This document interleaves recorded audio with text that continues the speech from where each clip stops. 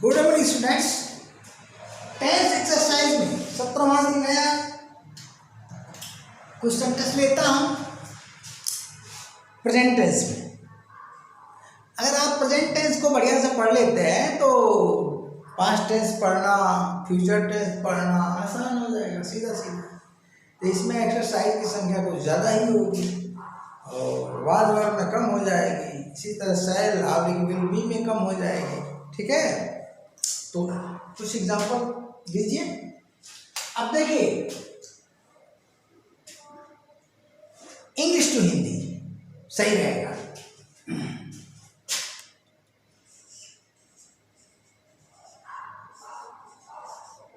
Translate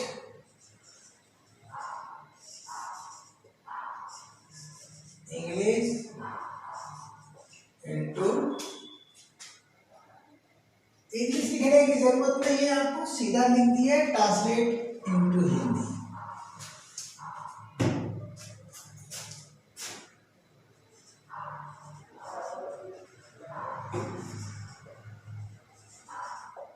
चलिए अब sentence में लेता हूं, जैसे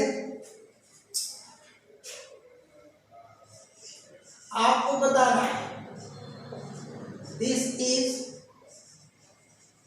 अ बॉय। ठीक, ट्रांसलेशन इधर देना है।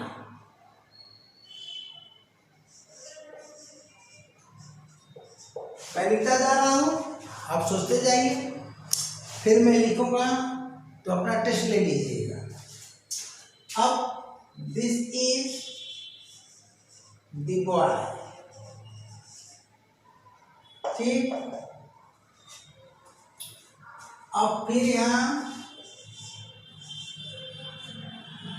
देखिए, इट इज अ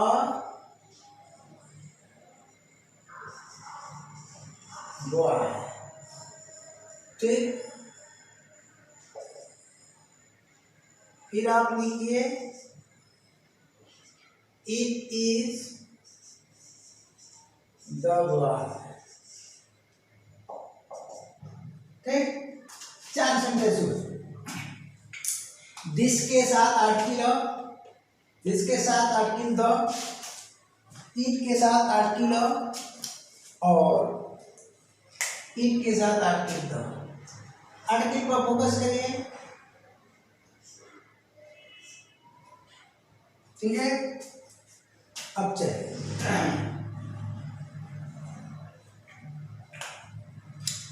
ट्रांसलेशन किया जाए।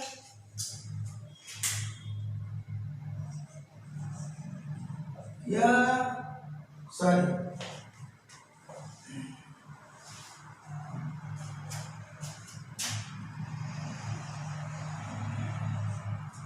यह एक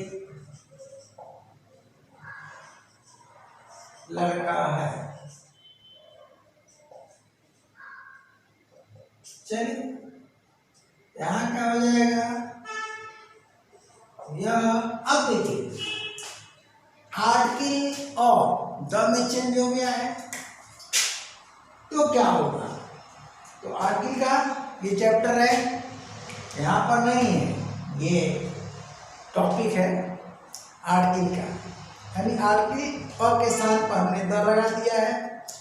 तो अब आप क्या करोगे, और एक तो लिख नहीं पाओगे, यह एक लड़का है, लिख नहीं पाओगे, तो एक तो हट जाएगा, तो बचेगा क्या, यह लड़का है, वो भी नहीं लिख पाओगे। द लगा है, रेफरेंस इसका एसआर हो जाएगा। आर्टिकल का चैप्टर पढ़िए, इन डिटेल आपको सब कुछ मिल जाएगा, ठीक है। तो यह वही लड़का है। आप देखिए यहां पर फिर से हमने लिखा है, तो यह एक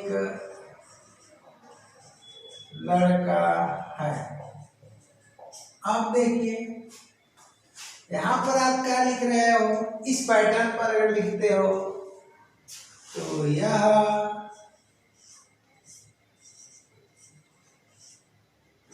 वही लड़का है। ठीक है, अब क्या होगा, यह एक लड़का है, सही सेंटेंस है। यह वही लड़का है, सही सेंटेंस है। यह एक लड़का है, क्रॉस है। क्यों? बॉय का है, पर्सन है। तो यहां पर दिस का प्रयोग डिमॉन्स्ट्रेटिव प्रोनाउन के रूप में हो रहा है, संकेतवाचक सर्वनाम के रूप में हो रहा है, बॉय को क्या करने के लिए, इंट्रोड्यूस करने के लिए, इसका परिचय कराने के लिए यहाँ पर, इसीलिए आर्टिकल लगा। यहाँ पर परिचय नहीं हो रहा है, फिर भी संकेत हो रहा है। यहाँ पर परिचय नहीं हो रहा है क्योंकि द लगा है। यहाँ पर बॉय का है, अपरिचित है तो अ लगा है। यहाँ पूर्व परिचित है, पहले से परिचित है, तभी तो आप कह रहे हो। अरे लड़के को आप देख चुके हो, दोबारा सामने आया तो आपने कहा यह वही लड़का है। तो आर्टिकल द्वारा इस पर स्ट्रेस पैदा हो रहा है, ठीक है ना, इसलिए द का अर्थ वही हो गया। ठीक, लेकिन दिस का फंक्शन वही है, डिमॉन्स्ट्रेटिव प्रोनाउन के रूप में। ओके, अब चलिए, जब पर्सन के लिए आप दिस का प्रयोग कर रहे हो तो यहाँ पर ईट का प्रयोग नहीं हो सकता है, यानी यह सेंटेंस गलत हो गया। चलिए, तो यहाँ पर क्या ये इंग्लिश सेंटेंस गलत है? ध्यान दीजिएगा, इट इज का दीपक, यह वही लड़का है, सेम पैटर्न पर। तो यहाँ पर यहाँ पर क्या है, इट इज अ बॉय, चाहे इंग्लिश हो चाहे हिंदी हो, दोनों क्रॉस है। लेकिन यहाँ पर यह इंग्लिश सेंटेंस सही है, परंतु हिंदी क्रॉस है, हिंदी क्रॉस है। ऐसा क्यों? अब देखिए, यहाँ पर ईट का हमने मीनिंग ले लिया है, ईट को मीनिंगफुल बना दिया है। तो इस सेंटेंस से इस सेंटेंस की तुलना कीजिए, तुलना कीजिए। तो यहाँ पर जब हम कर्ता दिस ले रहे हैं, सब्जेक्ट दिस, तो यह लिख रहे हैं मीनिंगफुल। अब इसी दिस के स्थान पर हमने इट लगा दिया। क्या लगा दिया? इट। तो यह हो जाएगा मीनिंगलेस। क्या हो जाएगा? मीनिंगलेस। और इसको हम आर्टिकल के चैप्टर में बहुत बढ़िया से पढ़ाया हूँ। हिंट तो यहाँ भी दे रहा हूँ। ये हो गया मीनिंगलेस। जब मीनिंगलेस हो गया तो इसका ट्रांसलेशन क्या हो जाएगा? क्या हो जाएगा? यह हट गया, ठीक ना, और ये वही भी चेंज हो जाएगा। तो ट्रांसलेशन हो जाएगा लड़का ही तो है। ये ट्रांसलेशन, लड़का ही तो है।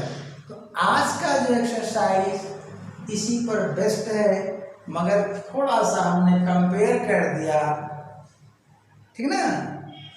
अब सवाल है, यहाँ पर इट का जो प्रयोग हो रहा है वो मीनिंगलेस है, केवल सेंटेंस स्ट्रक्चर को पूर्ण करने के लिए, ठीक ना, सेंटेंस स्ट्रक्चर को पूर्ण करने के लिए इट का प्रयोग स्पेशल रूप से हो रहा है। यानी स्पेशल यूज ऑफ इट का चैप्टर पढ़ेंगे आप तो वहाँ ये मिल जाएगा, वहाँ भी मिल जाएगा, ठीक ना, और आर्टिकल में भी मिल जाएगा। तो अब हम चलते हैं, इसी पैटर्न को आगे बढ़ाते हैं। अब इस सेंटेंस को, यह सेंटेंस हमारा क्या है? ये तो गलत हो गया ना। तो यह सेंटेंस हमारा सिंपल सेंटेंस, ठीक, सिंपल सेंटेंस है। इसको हम कॉम्प्लेक्स सेंटेंस में चेंज करना चाहते हैं। ये सेंटेंस क्या है भैया? सिंपल सेंटेंस है।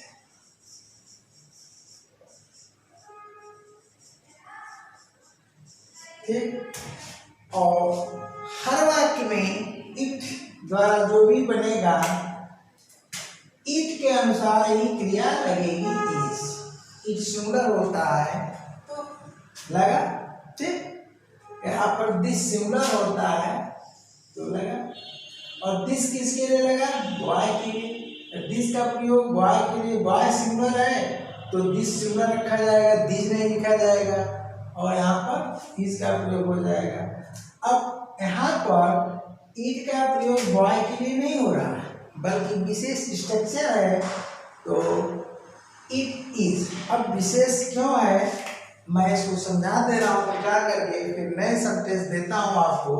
हर बार यहाँ का जो नाउन है, चाहे सिंगुलर हो चाहे प्लूरल हो, यहाँ हमेशा क्या लगेगा? इज ही लगेगा। अब मैं यहाँ चेंज करके दिखाता हूँ आपको।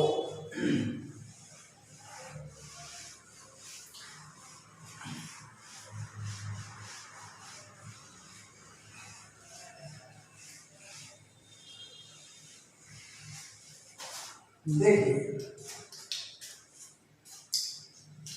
अब अगर आप यहाँ दिस का दिस कर देते हैं, दीज आर कर देते हैं, तो यहाँ पर क्या हो जाएगा?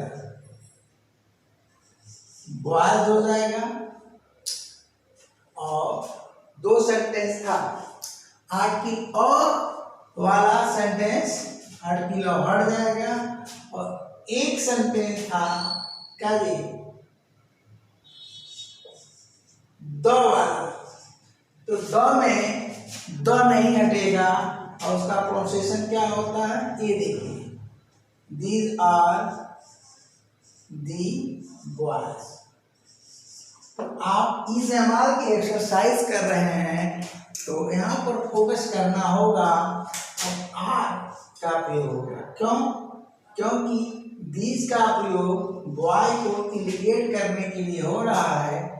बॉयज प्लूरल है, बॉयज प्लूरल है तो दीज भी प्लूरल हुआ, तो आर भी प्लूरल हुआ। यही बात यहाँ लागू होती है।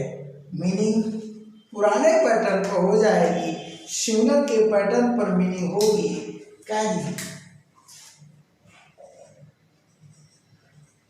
ये लड़के हैं। ऊपर का सेंटेंस आप देख लीजिए। अब दिस इज द बॉय का ट्रांसलेशन क्या था? यह वही लड़का है, तो यहाँ क्या हो जाएगा? ये वही लड़के हैं। देखिए, अब बताइए ये जो वही शब्द कहाँ से आ रहा है? वही शब्द आर्टिकल द का मीनिंग है। तो मीनिंगफुल आर्टिकल और मीनिंगलेस आर्टिकल पर एक वीडियो बनाया हूँ मैं, आर्टिकल वाली प्लेलिस्ट में देख लीजिएगा, उसको बढ़िया से पढ़ लीजिएगा। ठीक, अब चलिए इस बात को समझ में आ। देखिए ईट वाला में चलिए, वहाँ क्या था? It is the boy. ठीक, उसको फिर से मैं रीराइट कर देता हूँ, क्योंकि मिटा दिया हूँ। It is the boy. अब यहाँ पर ईट का प्रयोग बॉय के लिए नहीं हो रहा है, बल्कि सेंटेंस स्ट्रक्चर को पूर्ण करने के लिए हो रहा है। यह एक विशेष प्रकार का वाक्य होता है, स्पेशल यूज ऑफ इट के अंतर्गत बनता है। क्या जी? लड़का ही तो है, ये हो गया। अब चलिए इस पैटर्न पर अगर हम इसका प्लूरल करेंगे तो द नहीं हटेगा, जैसे यहाँ नहीं हटा, परंतु दीज के स्थान पर इट ही रहेगा, क्योंकि इट यहाँ पर मीनिंगलेस है। तो यहाँ पर इट के अनुसार ही इज आएगा, इट के अनुसार ही इज आएगा। अब बताइए आप ट्रांसलेशन क्या होगा। यहाँ पर ईट का प्रयोग, ध्यान दीजिए, मैं क्या पढ़ा रहा हूँ उस पर ध्यान देना है। दीज का प्रयोग बॉयज के लिए देख रहे हैं, और फिर आर का प्रयोग दीज के अनुसार। ठीक, अब यहाँ ईट का प्रयोग सिर्फ इज का प्रयोग ईट के अनुसार है, और ईट का प्रयोग बॉयज के लिए नहीं हो रहा है, यही अंतर है। ठीक है ना, यही कारण है कि ईट यहाँ मीनिंगलेस हो जा रहा है और मीनिंग ये नहीं आ रहा है। देखिए यहाँ पर तो सिंगल लिखा हूँ, मीनिंग यह नहीं आ रहा कि यह लड़का है या वही लड़का है। अभी दिस रहेगा तो हो जाएगा ऊपर में दिया था। इसका देखिए, इसका क्या हो रहा है, लड़के तो ही हैं, लड़के तो ही हैं। ये विशेष प्रकार का सेंटेंस होता है जो सिंपल सेंटेंस के अंतर्गत आता है, क्योंकि इसमें वन सब्जेक्ट वन प्रेडिकेट है। ध्यान दीजिएगा, if one subject one predicate है तो सिंपल सेंटेंस कहलाएगा।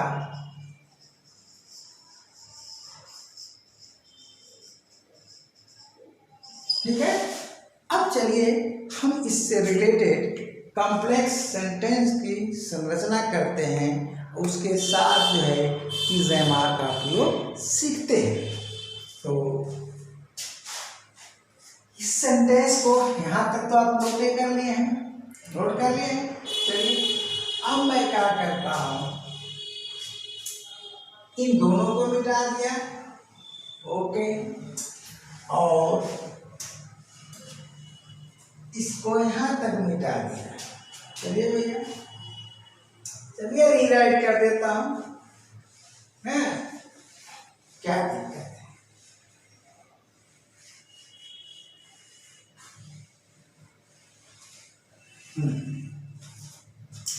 रीराइट करता हूँ नीचे के दोनों सेंटेंस को, ठीक है। तो अब इस पैटर्न पर देखिए, it is the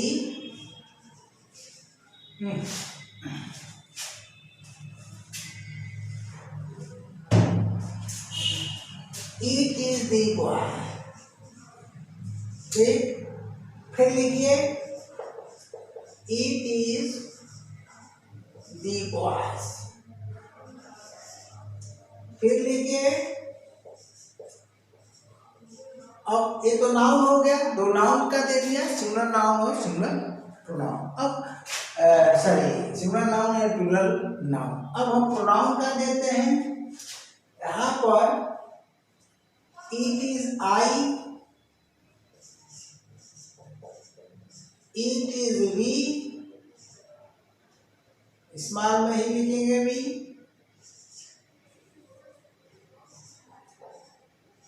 it is you,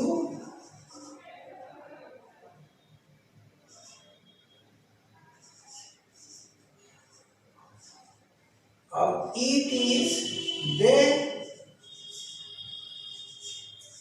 और इट इज ही,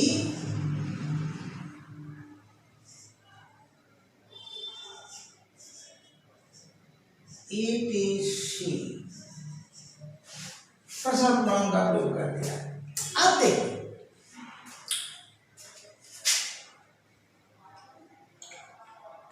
यहां पर हमको कॉम्प्लेक्स सेंटेंस बनाना है, तो क्या करते हैं कि रिलेटिव प्रोनाउन का प्रयोग कर देते हैं, कॉम्प्लेक्स सेंटेंस बन जाएगा। यानी एडजेक्टिव क्लास की रचना हो जाएगी। सब में पर्सन है, person person person person person person सब पर्सन है। तो पर्सन के लिए रिलेटिव प्रोनाउन हु का प्रयोग किया जाता है। चलिए, हु, हर जगह हम हु लगा देते हैं, हु, यहां भी हर जगह हु लगा देते हैं।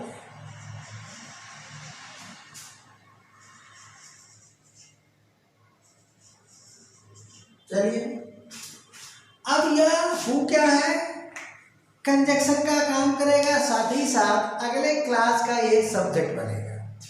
डबल फंक्शन में कंजक्शन तो है ही, अगले क्लास को ये जोड़ेगा।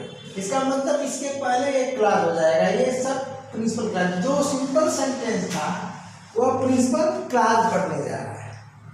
क्या बनने जा रहा है, ये देखिए, ये सब के सब ऊपर लिख दे रहे हैं, सब के सब कोई रूल लागू होगा, ये प्रिंसिपल क्लास हो गया।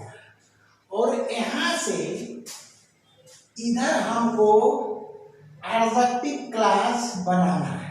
क्या बनाना है, एडजेक्टिव क्लास बनाना है। चूंकि क्लास का चैप्टर में अभी स्टार्ट नहीं किया हूं, धमाकेदार एंट्री होगी, थोड़ा वेट करिए, क्योंकि कोर्स तो आगे बढ़ ही रहा है। लेकिन ये सब चीज़ पढ़ने से पहले मैं ये कहूँगा कि जितना मैं पढ़ा दिया हूँ तैयार रहना चाहिए। अगर नहीं तैयार होगा तो मेरी इंग्लिश आपके समझ से परे होगी। सिस्टम से पढ़ते हैं और तैयार कर लेते हैं, तो मैं ये दावा करता हूँ कि दुनिया का कोई भी स्टूडेंट आपको चुनौती नहीं दे सकता है, इतना जान लीजिए। यह मेरा तरीका साइंटिफिक है, ठीक है ना, क्योंकि मैं साइंस का स्टूडेंट रहा हूँ। कान खोल कर सुन लीजिए, तो इसमें साइंस की खोपड़ी लगी हुई है, यानी जो सिस्टम पढ़ाने का साइंटिफिक है, ठीक है ना। तो अब यहाँ क्या करते हैं, अब ये जो रिलेटिव प्रोनाउन है डबल फंक्शन में आएगा। एक तो ये रिलेटिव प्रोनाउन है, सब में लिख डालिए रिलेटिव प्रोनाउन है।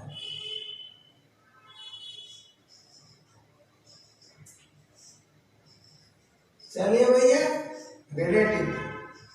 वीडियो थोड़ी लंबी हो रही है कि यह एक्सरसाइज बहुत जबरदस्त है,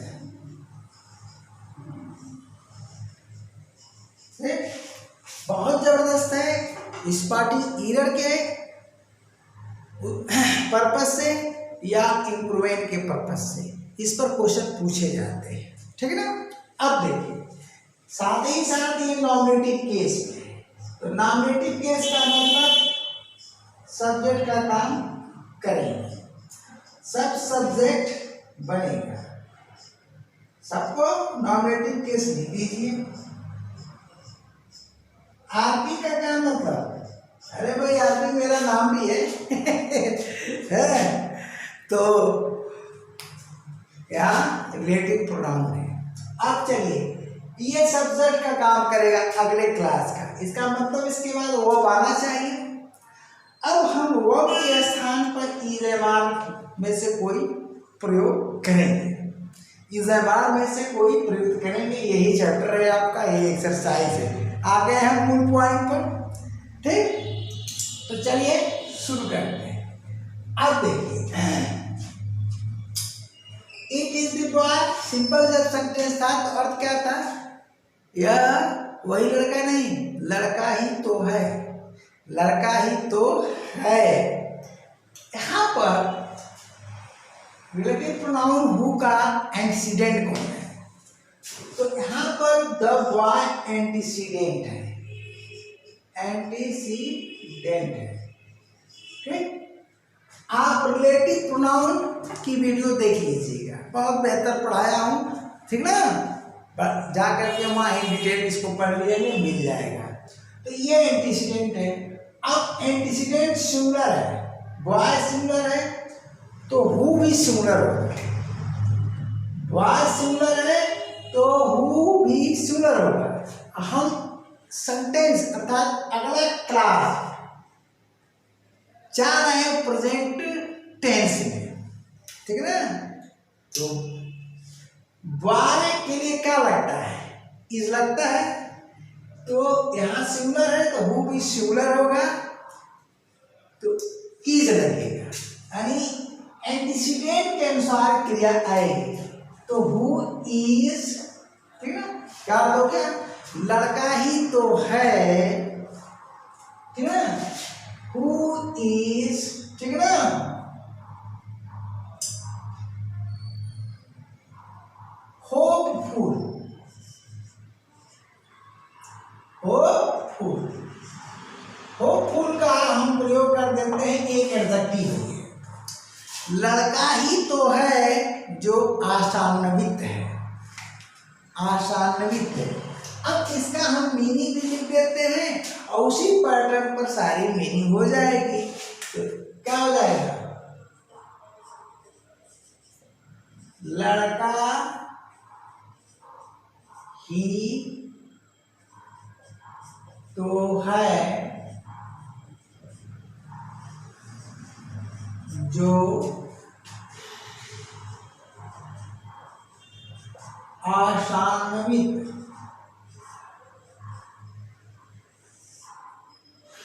लड़का ही तो है जो आशान्वित है,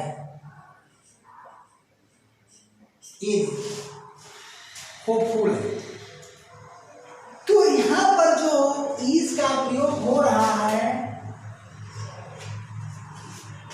वाय के लिए, वाय सिंगुलर है तो हु सिंगुलर हो जाएगा, इज लगेगा। अब इस पैटर्न पर अगर हम चलते हैं तो आप समझ गए होंगे कि मैं आपको क्या समझाना चाहता हूं आज के एक्सरसाइज में। तो आज की एक्सरसाइज बहुत इंपॉर्टेंट है, ठीक है ना। तो चलिए भाई, अब ये प्लूरल है तो क्या हो जाएगा, बॉयज के साथ क्या लगाएंगे,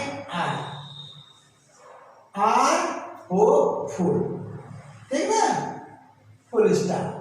अब चलिए, इट इज आई, इसका अर्थ क्या हो जाएगा, लड़के ही तो हैं, लड़के ही तो हैं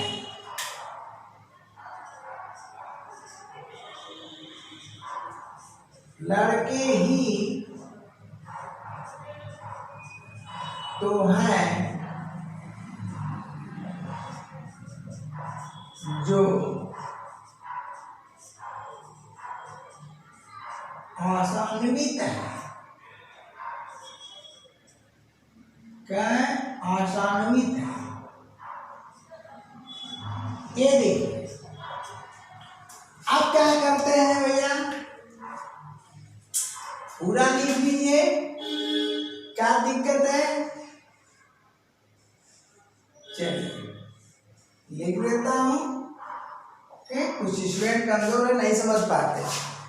अब यहां पर देखिए, इट इज आई है तो द बॉय के अनुसार इज लगा, बॉयज के अनुसार आर लगा, क्योंकि जो इसका नंबर होगा वही हु का होगा, जो इसका नंबर होगा वही हु का। ये सिंगुलर है तो हु सिंगुलर इज हो गया, और बॉयज प्लूरल है तो हु प्लूरल आर हो गया। आई क्या है, सिंगुलर है, ध्यान दीजिएगा। तो हु सिंगुलर होगा तो क्या इज होगा, नहीं होगा, क्योंकि आई के अनुसार ही यहाँ पर क्रिया लिंकिंग वर्ब का प्रयोग होगा। तो क्या हो जाएगा, वो फुल हो जाएगा। यही है आज का फोकस, यहीं पर हमको करना था, जो हो गया। तो it is I who am, देख लीजिए यहाँ अंतर। तो मीनिंग क्या होगा, मैं ही तो हूं, क्या हो गया, मैं ही तो हूं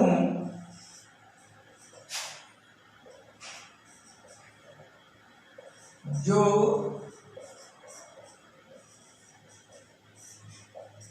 आशान्वित हूं, ठीक है, मैं ही तो हूं जो आशान्वित हूं। ओके,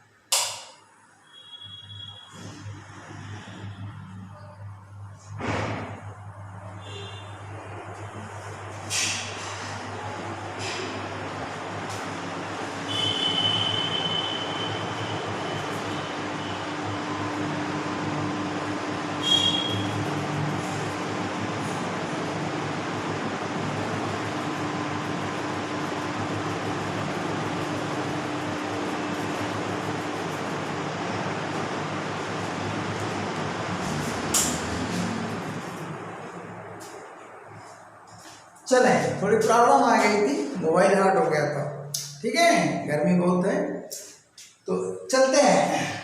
मैं ही तो हूँ जो आसान्वित हूँ। देखिए अब यहाँ मैं क्या करता हूँ, वी के अनुसार क्या लगेगा, आर हो जाएगा, आर होपफुल, अब समझ गए होंगे।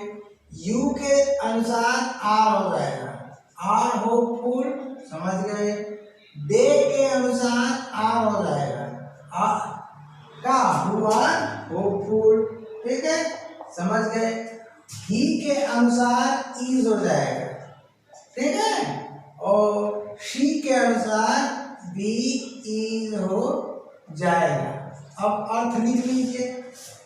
तो रिमार्क आपको क्या करना है, वी है तो आर, यू है तो आर, इसके अनुसार लग रहा है, दे है तो आर, और ही है तो इज, और शी है तो इज। अब मीनिंग क्या हो जाएगा, अब पैटर्न मैं बता दे रहा हूं, कुछ है नहीं, यहाँ पर क्या है, ये आई था, आई से शुरू होगा, मीनिंग यहाँ शुरू है, तो यहाँ क्या हो जाएगा, हम ही तो हैं, हम ही तो हैं जो आशान्वित हैं। यहाँ क्या हो जाएगा, तुम ही तो हो जो आशान्वित हो, वे ही तो हैं, वे ही तो हैं जो आशान्वित हैं, वह ही तो है वो। देखिए यहाँ लिखते रहा हूं दोनों जगह, यहाँ पर आप क्या बना लेंगे, पूरा लिख दे रहा हूं, नहीं तो आप कहें समय बचा रहे हैं। देखिए हम ही तो हैं, हम ही तो हैं जो आशान्वित हैं, आशान्वित हैं। अब यहाँ चलिए, यू है, तुम ही तो हो, ठीक, इधर मैं हट जा रहा हूं, इधर से देखिए, हम ही तो हैं जो आशान्वित, तुम ही तो हो, थोड़ा इधर उल्टा पड़ता है तो कोई बात नहीं, हैंडराइटिंग थोड़ी खराब होगी, फिर भी कोशिश करता हूं, तुम ही तो हो जो आशान्वित हो। चलिए दिख रहा होगा, वे ही तो हैं, क्या है, वे ही तो हैं जो किसकी मीनिंग है, जो हु की मीनिंग है, हर जगह ये हु की मीनिंग आ रही है रिलेटिव प्रोनाउन के रूप में। वे ही तो हैं जो आशान्वित हैं, आशान्वित हैं। अब चलिए ही का यहां हो जाएगा